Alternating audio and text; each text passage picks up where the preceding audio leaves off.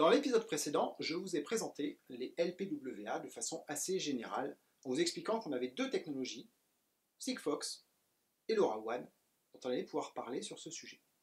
Alors ce premier volet va vous parler de Sigfox, et vous expliquer ce que c'est que cette technologie et comment ça fonctionne. Alors Sigfox, c'est deux choses. C'est une technologie, mais pas uniquement. C'est aussi un réseau. Et à mon sens, l'élément le plus disruptif dans ce qu'apporte Sigfox, c'est pas forcément sa technologie réseau, même si elle est vraiment intéressante, c'est cette vision d'un opérateur unique, mondial, pour les objets connectés. Et ça, c'est super intéressant. Il faut bien comprendre qu'un objet n'a pas conscience qu'il passe une frontière. Et à partir du moment où il passe cette frontière-là, il faut qu'il puisse continuer à discuter sans avoir à se poser la question ou à interagir avec un humain pour savoir s'il a le droit de discuter quand il est à l'étranger. Eh bien, Sigfox a eu cette approche-là dès le début en définissant un réseau dans lequel un objet peut parler n'importe où dans le monde sans avoir à se poser la question de savoir où il est. Alors je vais modérer un tout petit peu ça par la suite, parce que pour des raisons techniques de fréquence, un objet ne peut pas forcément dialoguer partout de la même façon. Mais dans le concept, il y a ce point-là qui est particulièrement intéressant et qui est un vrai différenciant par rapport aux technologies de type LoRaWAN. Donc c'est un réseau et c'est aussi une technologie. On va plus aborder le volet technologie dans la suite. La technologie, on en a parlé dans l'épisode 1, c'est basé sur ce qu'on appelle de l'ultra-narrowband et je vous invite à revoir cette vidéo pour avoir plus de détails. Cette technologie ultra-narrowband, elle permet de faire une communication. Cette communication se fait sur une bande de fréquence, qui est une bande de fréquence libre, parce que c'est plus simple pour le déploiement, moins coûteux et plus rapide. Cette bande de fréquence libre, elle est définie par zone. On va avoir entre autres la zone Europe, qui va couvrir l'Europe, mais aussi une grosse partie de l'Afrique, et qui se situe à 868 MHz. Et puis on va avoir des zones type Amérique, dites zone FCC, donc Amérique du Nord, Amérique du Sud, Canada, dans lesquelles on va dialoguer sur des bandes de fréquences qui sont autour de 900 MHz. L'Asie est couverte plutôt aussi sur du 900 MHz. Donc on a différentes bandes de fréquences qui sont utilisées. La technologie d'ultra-narrowband, on l'a vu précédemment, s'applique quelle que soit la bande de fréquence sans aucune difficulté, avec des modalités de mise en œuvre qui peuvent être différentes en fonction des réglementations. Entre autres sur les puissances émises, les vitesses, et ainsi de suite. Donc Sigfox, sur cette base technologique de communication ultra-narrowband, va avoir défini un certain nombre de paramètres. Pour commencer, dans la bande de fréquence, bien, on va utiliser du 868 MHz en Europe, mais sur l'ensemble de la bande de fréquence libre, on va utiliser un sous-ensemble qui globalement représente 200 kHz. Sigfox a fait ce choix dans cette bande de fréquence de découper des canaux dont la largeur est de 100 Hz. Ce qui fait que globalement, on a une capacité de 2000 canaux pour communiquer sur Sigfox. Ça, c'est très important parce que dans cette bande de fréquence et sur les technologies qui sont utilisées par les LPWA, il n'y a pas vraiment de partage de la bande de passante. À part ne pas trop parler pour laisser la parole aux autres, il n'y a pas de système qui permet de s'octroyer le droit de parler ou d'écouter les autres pour savoir si on a le droit de parler. Donc par conséquent, le principal risque dans une communication de ce type, c'est tout simplement la collision entre les objets à partir du moment où ils vont devenir nombreux. Donc le choix de Sigfox a été de mettre de nombreux canaux, de façon à s'assurer qu'il n'y ait pas trop de collision dans son système de communication. Le deuxième choix qu'a fait Sigfox, c'est de dire que chaque émission doit en fait être composée de 3 émissions. 3 émissions sur 3 canaux différents. Ces canaux étant pris de façon plus ou moins aléatoire, plus ou moins parce que finalement le fait que ce ne soit pas aléatoire est un élément de sécurité pour le réseau, mais on va dire que c'est réparti de façon à ce que si 2 communications à un moment commencent sur les mêmes fréquences, a priori les réémissions qui viennent derrière sont sur des fréquences différentes. Donc avec une émission, disons plutôt 3 émissions sur 3 canaux différents, on va avoir une approche qui permet d'éviter les problèmes de collision. Outre les problèmes de collision, ça permet aussi d'éviter les problèmes de parasitage locaux qu'on peut avoir, où une fréquence à un moment donné peut être parasitée par autre chose que Sigfox et venir empêcher la réception d'une donnée sur une antenne. Donc voyez, l'opérateur a pris des décisions assez structurelles dans la façon dont on utilise le réseau, de façon à augmenter la capacité de communication, limiter le risque de perte. Ça, c'est un élément qui a été très structurant dans la constitution des spécifications de Sigfox. Le deuxième élément important dans le paramétrage de la communication est de définir le débit de communication. Le débit de communication sur Sigfox en Europe est de 100 bits par seconde. Aux États-Unis, on va avoir des règles assez différentes dans la communication. On va être sur du 9600 bits par seconde, donc on va y mettre beaucoup plus rapidement, mais aussi avec beaucoup plus de puissance. En Europe, on est donc sur une stratégie de faible débit, et je me répète, hein, c'est 100 bits par seconde. J'ai bien dit des bits par seconde. D'accord ? Ça veut dire que concrètement, on oublie tout ce qui est transfert vidéo, on oublie tout ce qui va être son et ce genre de choses. Hein. C'est bien fait. Le protocole Sigfox, comme les LPWA en général, pour remonter soit une information complètement traitée par un périphérique, et donc un résultat d'analyse, soit pour remonter un capteur de type température, présence, hygrométrie, ce genre de choses. Okay, donc là-dessus, on est clair. Donc ils ont fait le choix de 100 bits par seconde, d'une part. Donc ça va nous permettre de communiquer plus loin, d'avoir plus de fiabilité aussi dans la communication. Et puis, ils ont fait un deuxième choix, c'est la taille des messages qu'on va transmettre. Et là aussi, alors dans le message qu'on transmet, il y a plusieurs parties. Il y a une partie qui va être, grosso modo, l'adresse de l'émetteur qui permet de savoir d'où vient le message, des éléments, des flags réseau, on va dire, qui permettent de savoir, grosso modo, quel est le type de message qu'on envoie, et puis des éléments de sécurité qui permettent de s'assurer que le contenu du message n'ait pas été parasité, et éventuellement d'authentifier aussi le contenu du message.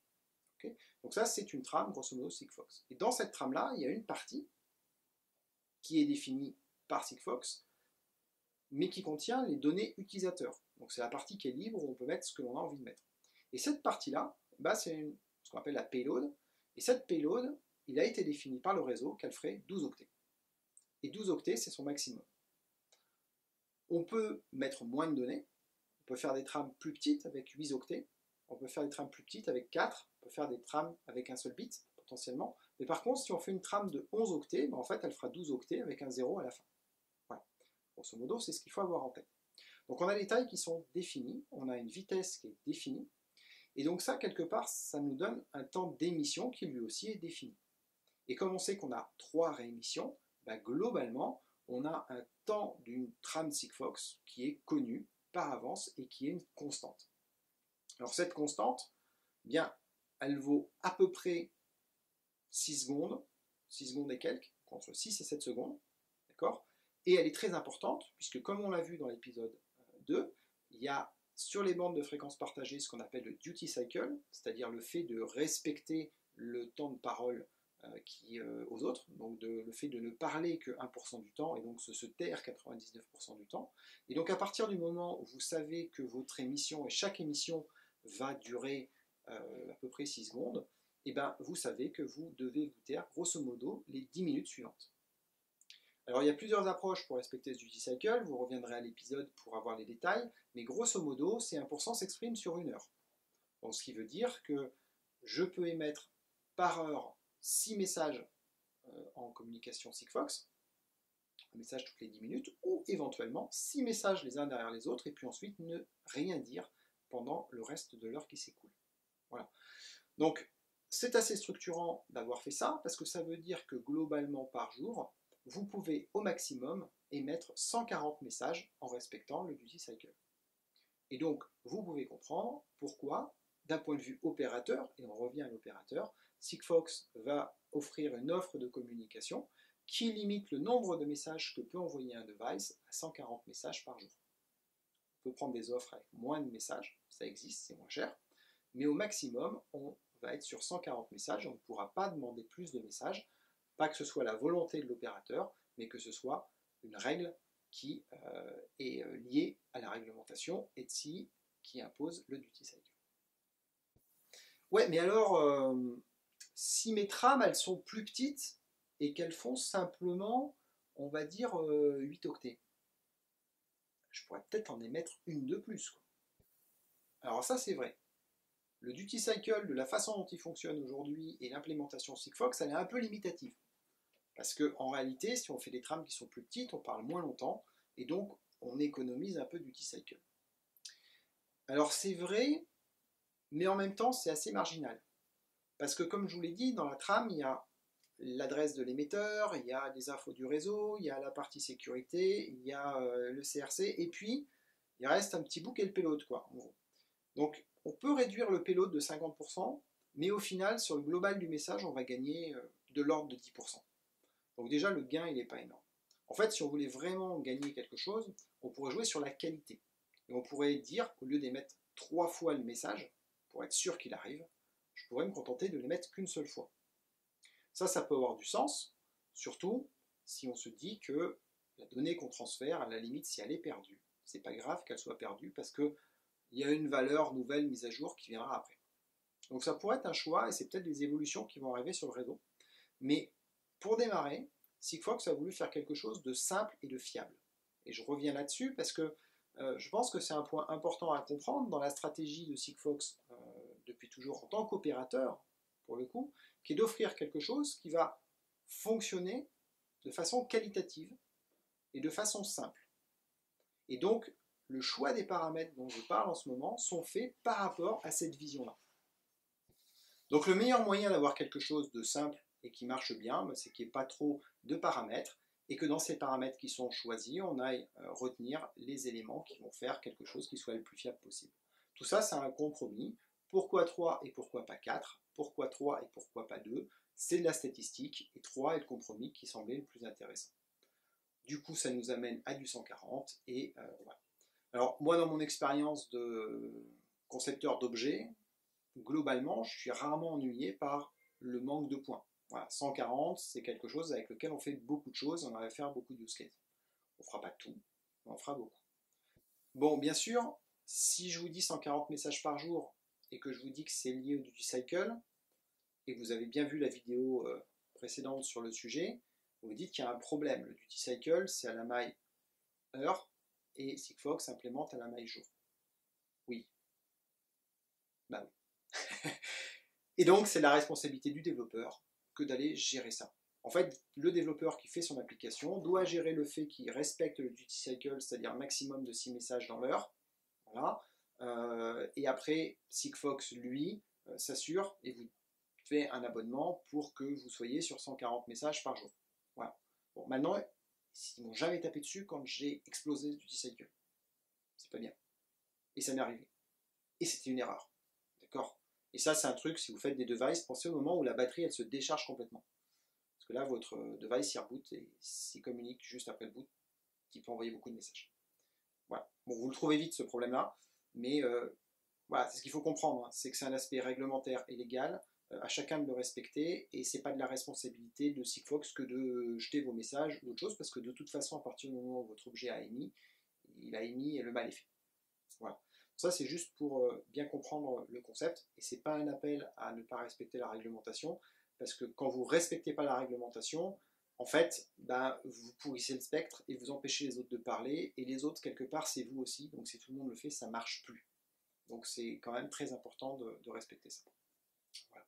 Et c'est la seule complexité d'ailleurs, quand on fait un objet en Sigfox, c'est de bien arriver, dès qu'on est sur des gestions protocolaires un peu complexes et des envois d'éléments un peu asynchrones, de bien arriver à respecter ces 1% et ces 6 messages. Je ferme ma parenthèse. On va parler une deuxième partie sur Sigfox, qui est la communication bidirectionnelle. Okay, j'ai surtout parlé de messages qui étaient montants jusque-là. On peut aussi avoir des messages qui sont descendants, c'est-à-dire des messages qui viennent du réseau et qui vont jusqu'au device. Le device, il dort tout le temps et il se réveille quand il a besoin d'émettre. Donc c'est au moment où il va faire cette émission qu'il va avoir la capacité de recevoir une donnée. Ça, c'est détaillé dans la vidéo sur la gestion des callbacks, qui va en détail sur ce point-là. Vous pourrez vous y référer. Dans cette gestion du descendant, Sigfox a une implémentation qui autorise à avoir 4 messages descendants par jour. Alors ça, c'est, on va dire, la théorie entre guillemets, c'est-à-dire c'est l'offre, c'est la garantie. Donc vous avez 4 messages qui peuvent redescendre. Il n'y a pas de limitation à partir du moment où les antennes sont disponibles et n'ont pas elles-mêmes utilisé leur duty cycle pour d'autres devices. Donc en pratique aujourd'hui, moi, chaque fois que j'ai fait des demandes de messages descendants, j'ai eu une réponse positive du réseau qui a fait parvenir mon message. Et ça a pu m'arriver 10 fois ou 20 fois par jour. Par design, vous devez faire des choses qui doivent marcher avec 4 messages descendants et pas plus. Parce qu'aujourd'hui, c'est ce que le réseau offre. Ça va peut-être changer, mais aujourd'hui, c'est ce que le réseau offre. Donc il faut le prendre en compte. Ces 4 messages descendants, ils contiennent des données, et ces données, elles font 8 octets. Là, il n'y a pas de choix de taille, c'est pas 4, c'est pas 2, c'est 8. Si vous avez plus en moins à envoyer, bah, vous mettez des zéros. Si vous avez plus, il faudra le faire en 2 fois ou en 3 fois. Voilà. Donc un système montant, 12 octets maximum, 140 messages par jour maximum, un système descendant, 8 octets à chaque fois, 4 fois par jour. Pour la technologie, en résumé, je dirais que ce qui est bien avec Sigfox, c'est qu'il n'y a pas d'autre chose à rajouter. Quand on sait ça, on peut démarrer sur Sigfox, on a tout ce qu'il faut pour démarrer sur Sigfox. Et du coup, ça permet de rapidement rentrer dans la techno, c'est son avantage. Son inconvénient, c'est que quand on a dit ça, on a un peu tout dit. Et donc, si votre use case ne rentre pas dans ce moule-là, bah, la technologie ne va pas pouvoir être contrainte pour s'adapter à votre use case. Donc soit c'est à vous de transformer votre use case, soit il faut changer la technologie. Voilà. Donc c'est un peu la limitation qu'il peut y avoir. Aujourd'hui, Sigfox, c'est déjà plus de 25 pays qui sont déployés dans le monde, et des pays qui sont globalement déployés, donc sur lequel on a une bonne couverture. Bien sûr, comme c'est une technologie qui est issue de l'Europe, et plus particulièrement de la France, c'est la zone qui est globalement la mieux couverte. Donc on va pouvoir avoir une couverture qui va du nord de la Suède et jusqu'au sud de l'Espagne, et qui va reprendre toute l'Europe de l'Ouest de façon pratiquement totale. On parle d'une couverture qui couvre à peu près 340-400 millions de personnes aujourd'hui, donc, ce qui est significatif, mais vous le remarquerez qu'il n'est pas non plus l'ensemble de l'Europe à 100%, ni l'ensemble de l'Europe, États-Unis, ainsi de suite. On est quand même relativement loin aujourd'hui, mais malgré tout, c'est un champ de déploiement et d'utilisation pour les objets qui est très large. Donc ça, c'est pour l'Europe. L'Afrique n'est pas en reste, et Afrique du Sud par exemple est déployée, l'Iran aussi est déployé, un certain nombre de pays d'Afrique le sont, les États-Unis qui sont bien avancés dans leur déploiement, le Brésil, une bonne partie des pays d'Amérique du Sud qui le sont aussi, l'Australie qui est couverte. Bon bref, on est quand même sur un déploiement qui avance assez vite et qui couvre beaucoup de pays. Mais on n'est pas sur un déploiement qui est global encore, c'est l'objectif de l'entreprise, mais déployer les réseaux, c'est toujours ce qui prend le plus de temps. L'atout de cette technologie-là, comme l'atout de l'ensemble des LPWA, c'est une capacité de déployer des réseaux rapidement, parce que le nombre d'antennes et l'investissement nécessaire, le nombre de points hauts à trouver, est globalement relativement faible. Un dernier point qu'il ne faut pas oublier, que je n'ai pas dit jusque-là, et puisque cette vidéo est en français, c'est pour moi important de le dire, c'est que cette technologie-là, elle est née chez nous. Et se dire qu'on a un réseau mondial, un réseau d'Internet des objets, c'est un petit peu comme l'Internet en général, pour les objets, se dire que ce réseau, il est né en France, dans une société qui est française, qui est toujours française, et qui est basée en France aujourd'hui, à Toulouse, et bien c'est super. Voilà, je pense qu'il faut qu'on se rappelle de ça et qu'on se le dise. Cette techno-là, c'est une techno française, c'est un opérateur français, et donc c'est juste cool, et il faut juste espérer que ça marche, parce que si demain on peut être leader d'un grand truc, c'est cool. Voilà. Prochain épisode, je vous parlerai des technologies LoRa et LoRaWAN, qui au passage sont aussi françaises, au moins au départ. Voilà. Un petit peu de spoil avant le prochain. Voilà, donc LoRa, LoRaWAN, pour qu'on puisse avoir une comparaison et avancer dans toutes ces vidéos. A très bientôt sur la chaîne. N'oubliez pas de me retrouver sur mon site www.disque91.com, de me suivre sur Twitter @disque91, et puis de vous abonner à la chaîne parce que c'est toujours sympa d'avoir des abonnés, et puis moi ça me motive pour continuer à faire des vidéos, de savoir qu'il y a des gens qui les regardent. Voilà, à très bientôt.